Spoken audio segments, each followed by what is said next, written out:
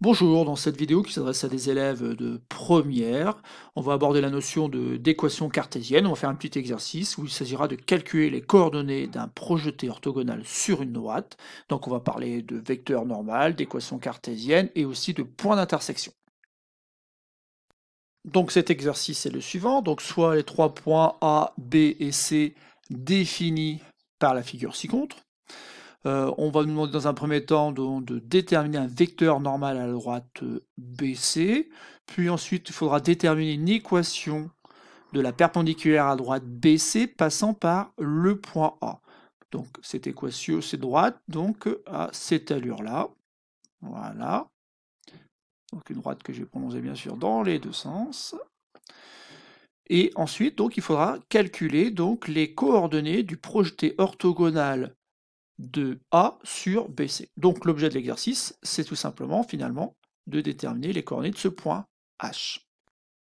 Donc maintenant appuyez sur pause, essayez de répondre à ces trois consignes et après vous pourrez donc regarder la suite de la vidéo pour voir si on est d'accord sur les réponses qu'il faut donner à cet exercice. Donc premièrement, donc, on doit déterminer un vecteur normal à la droite BC. Bon, vecteur normal à la droite BC, il n'a pas de représenté. Par contre, BC, eh ben, c'est un vecteur directeur de la droite BC. Alors, le vecteur BC, d'ailleurs, on peut lire ses coordonnées. Donc, c'est 6, 3.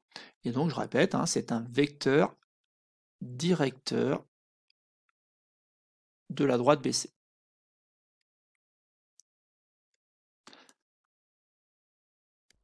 Donc, on sait que ici, là, ça peut correspondre par exemple à une valeur moins b et là à une valeur a dans une équation cartésienne de la forme ax plus by plus c égale 0. Or, dans cette équation cartésienne, a et b sont tout simplement les coordonnées d'un vecteur normal à la droite BC. Et donc ici, on peut dire que n, donc de coordonnées, alors cette fois-ci, il faut prendre a, donc 3, et moins b, ça fait 6, et donc b, ça vaut moins 6.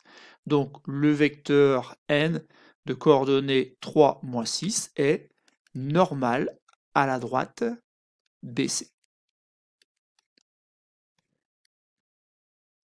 Donc deuxièmement, maintenant, on va me demander une équation de la perpendiculaire à la droite BC passant par A. Cette droite, je l'ai déjà représentée ici en bleu. Je rajoute simplement le fait qu'il y a bien un angle droit là.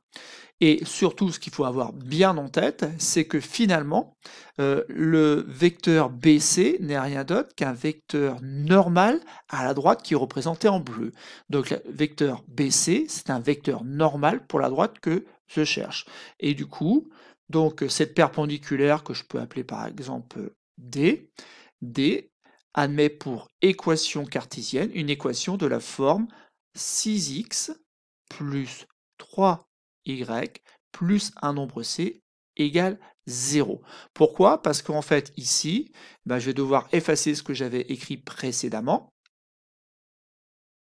Donc 6 et 3 jouent les rôles en fait de A et de B, mais pour l'équation de la perpendiculaire à droite BC. Donc après, il suffit simplement de se rappeler que cette droite D passe par le point A. Donc, or, A appartient donc à D. Et donc que ces coordonnées vérifient l'équation. Donc 6 fois XA plus 3 fois YA plus C, ça doit faire 0. Donc les coordonnées du point A, on les a par lecture graphique. Donc c'est 2 pour l'abscisse. Et pour l'ordonnée, c'est 3.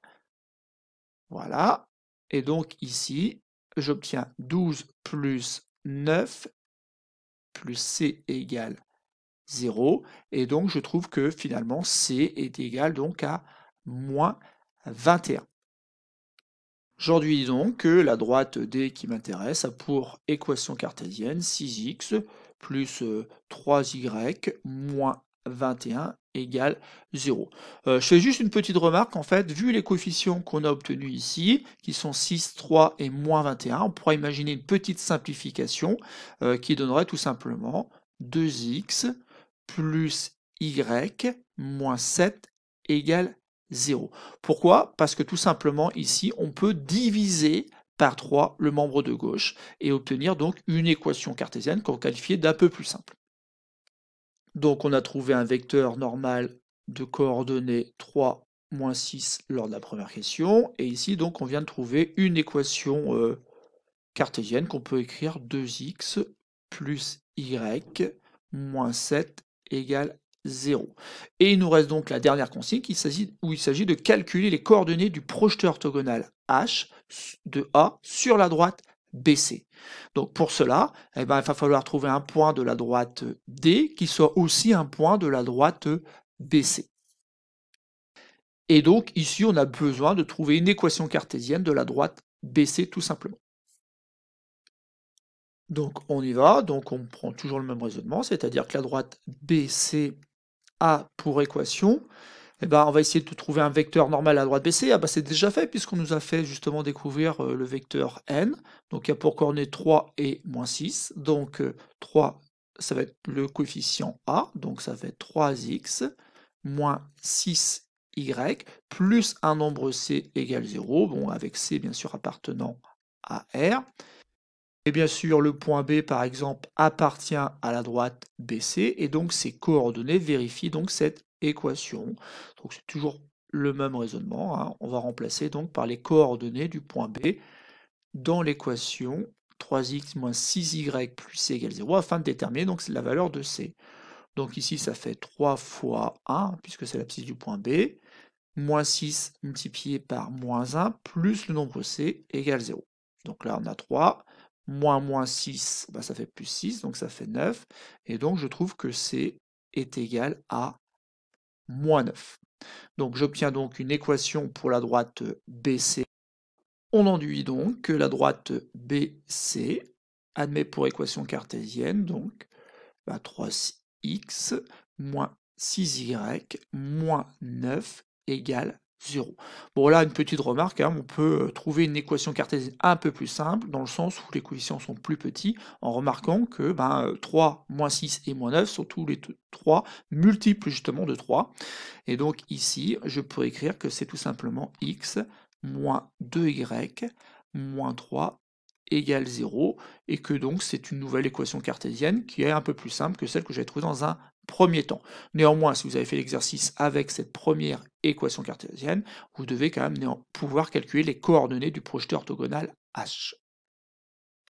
On va donc pouvoir maintenant calculer les coordonnées du projeté orthogonal H de A sur BC, puisque en fait notre point H n'est rien d'autre que le point d'intersection donc des deux droites, et que pour ces deux droites, à chaque fois, on a trouvé une équation cartésienne.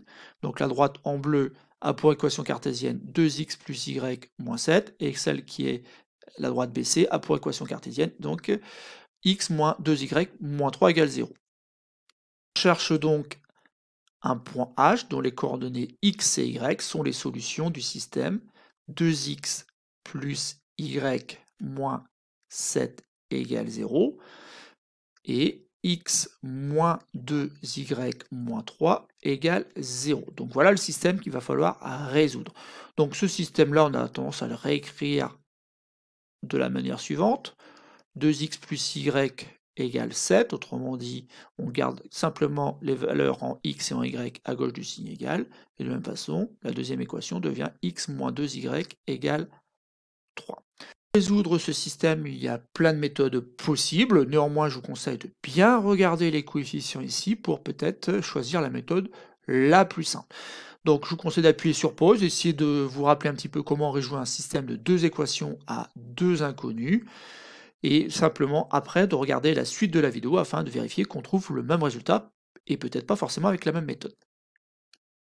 La méthode que je vais choisir, moi, c'est la méthode par substitution. Pourquoi? Parce que y, il s'exprime facilement en fonction de x. Y est égal donc à 7 moins 2x à l'aide de la première équation dans laquelle j'ai enlevé 2x de chaque côté.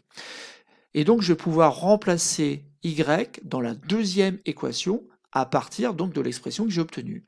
Et la deuxième équation va devenir x moins 2 fois 7 moins 2x, et tout ça doit être égal à 3. Donc ici, bien voir que j'ai remplacé y par l'expression 7 moins 2x. L'intérêt, c'est que dans la deuxième équation, il n'y a plus d'inconnu y, et donc je vais pouvoir trouver la valeur de l'inconnu x. Donc, je reporte la première équation, et maintenant je vais développer l'expression qui a à gauche du signal ici, pour obtenir x moins 14, et attention, hein, moins 2 multiplié par moins 2x, ça me donne plus 4x. Et tout ça est égal donc à 3.